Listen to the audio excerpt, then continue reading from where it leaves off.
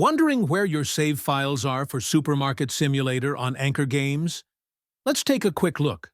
First, launch Supermarket Simulator and create at least one save. This ensures the game sets up the save folder on your PC. All games on AnkerGames store their saves locally.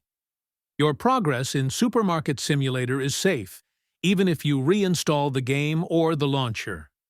I'll show you where the save files for Supermarket Simulator are located. These paths only apply to games from AnkerGames. Other sources may use different locations. You can back up your Supermarket Simulator saves by copying the folder. Save it on a USB or cloud drive and restore it anytime.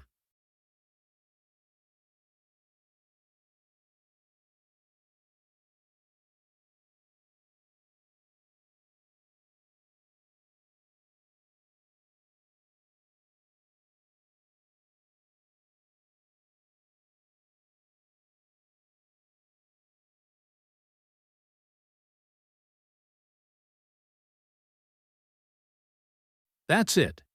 Your Supermarket Simulator saves are local, secure, and easy to manage. Follow for more tips to get the most out of your games.